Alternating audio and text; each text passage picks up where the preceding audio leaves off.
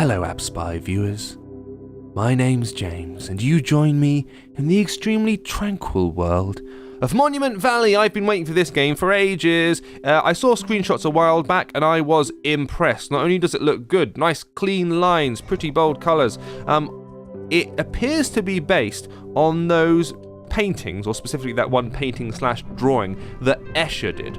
The one with all the ladders and staircases that all go in different directions and cross over and don't actually make any logical structural sense, but they seem to join together two places that couldn't really be joined together. That seems to be what this game is all about. So as you see, I've just joined up those two platforms using this twisty thing. I'm going to twist it round to get over to the next platform. This all makes sense, right? Because this is all on the same plane. So I'm going to step on this little thing and it raises it up to the next level. So there you go. Now that platform is serving the top floor quite clearly. See, I'm joining 1, 2, 3, 4 points on the upper floor of the building. Question is, how do I get up? If I twist around here, it doesn't connect to anything. I'm obviously stuck here. But if I twist it around to the right, suddenly I'm joining the lower floor to the top floor. And my character can just walk up that join and get right to the top of the building and get to the tower, which is the object of every level. That doesn't make any sense. That's proper brain melting, that bit in Inception where he walks round and round the staircase again and again. That's the crux of this game, which to me is very exciting and interesting because it means you're kind of messing with perception, you're messing with the idea of like layers, so a 2D plane versus a 3D plane. All that stuff to me, that's very interesting and exciting, so I'm dead psyched to see this appear. Now this is going to be out on the App Store in the US and the UK tomorrow, so on Thursday, 3rd of April. This has been released in New Zealand obviously first, so we've got a little hands-on look at it now. Wow, look at all this. This is very busy. So, I'm going to head up the stairs. Got a little ladder here. Move around there. And I need to find things I can twist and turn. Let's have a look. I'm going to grab... Oh, there we go. First of all, you can move these platforms left and right. And every time you do so, this is nice. You can hear music. That's nice. I like that. That's a good touch. Okay, so I'll climb up to here. I'm going to drag this one over. Different instrument or different notes for this one. That's awesome. I like that. All right, let's see where this door emerges. Up the top there. Very nice. And now I've been locked out. Insidious. Okay, now can this be moved? It totally can. Fantastic. I'm going to grab that and push it up. Walk over to this button here. Whoa. And that's created a new walkway which I can progress across. As you can see from those hotspots appearing. I'm just tapping on the screen to get to the areas that I want to go. Which I want to go into here. And ooh. I'm in a little bit of non-space. Let's see what's up here. Who this guy is.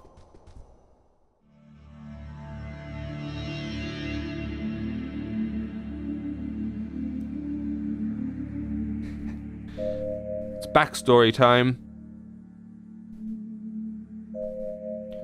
This already feels a little bit like Ico, the Team Ico game that people who did Shadow of the Colossus and are supposed to be doing The Last Guardian, but that may never appear. It's got that kind of meditative, eerie calm about it, where it's very, very pretty, but there's lots of wind in the background, and there's this kind of underlying sense of threat, which I really like. I think that's lovely. Now, that it's been designed by us two. These are the guys who did Whale Trail, which was an endless runner, which didn't do particularly well commercially, but it did have a very strong art style. It looked really good. Oh dear. That's not going to work then, is it? Nuts. Okay, let's try going over here, I suppose. So can this bit be moved? No. Right, so there's two objects here. Right.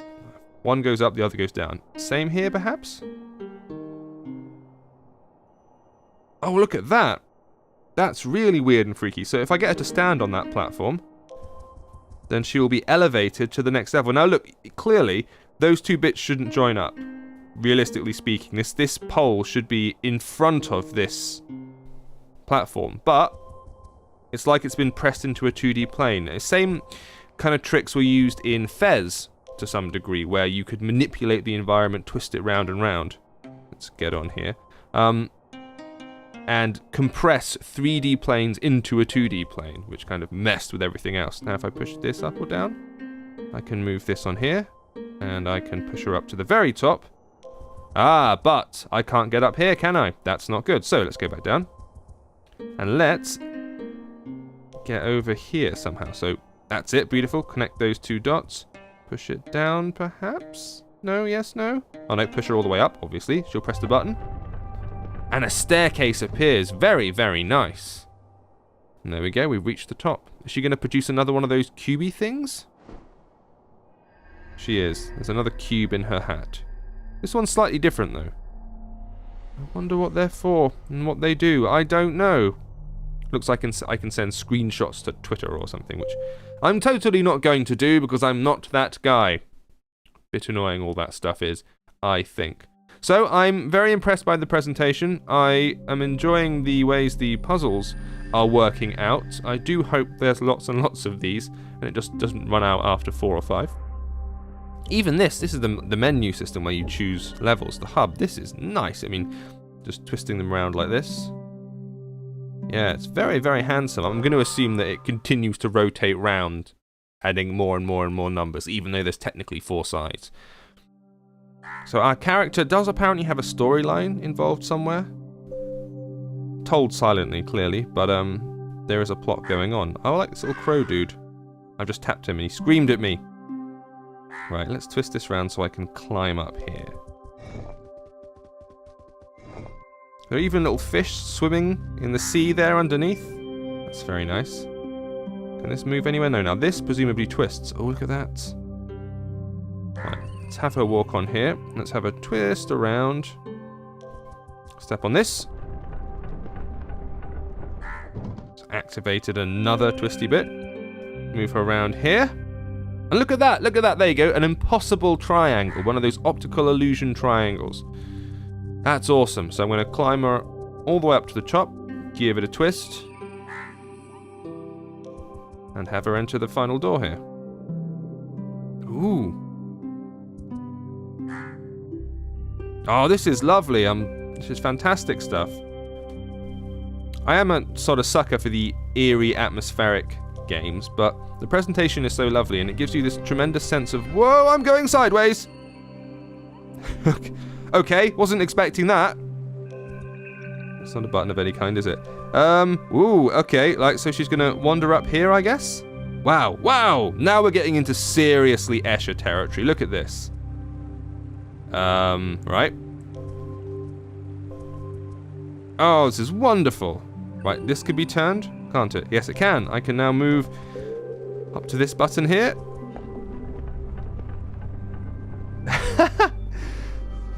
Whoa, what's going on? Now I can turn the entire building. Oh, yes, look at this. Oh, and there's a pretty ribbony waterfall going on as well. So I'm stuck on this sideways plane at the moment. Until this turns me the right way up. Oh, this is smart stuff. I like this. Okay, now what's the next bit I can move? Can I do anything with the waterfall? No. If I turn it sideways, though, look, those 2 platforms are going to join together. Again, that shouldn't work, but because of the rules of the game, it does. Now she's on there. I need to move around here so I can tap at the top of the screen to get her up. Again, I'll twist around to get her through here. She can then climb up to the top of the stairs and hit this next button. Which, again, that's not going to be the end of the level, is it? Something weird is going to happen.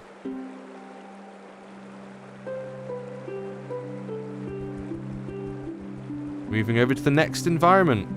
And there's that weird crow thing who looks dead shifty-like. Now, what can this do?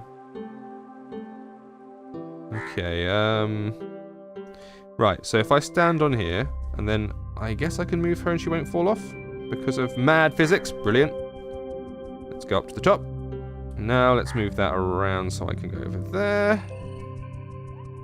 Let's move that around so I can get over there. Hey, crow. How you doing? Right. Ooh, look at all this. Can I go through this door? I totally can. A whole new area. Oh, this is mental.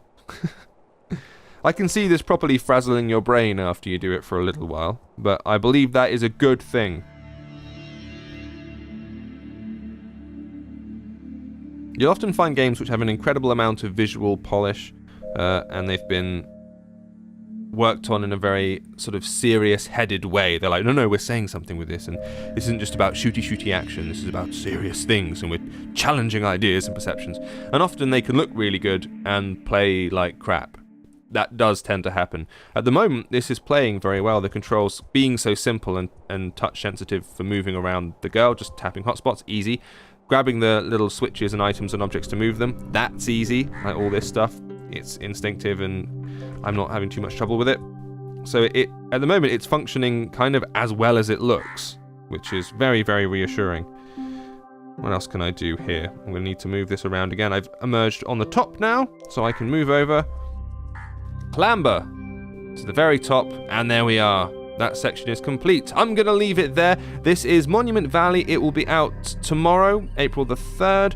Keep your eye on this one. The review will be up very, very soon. Thanks for watching. Bye-bye. This has been James with appspy.com. We review, you decide.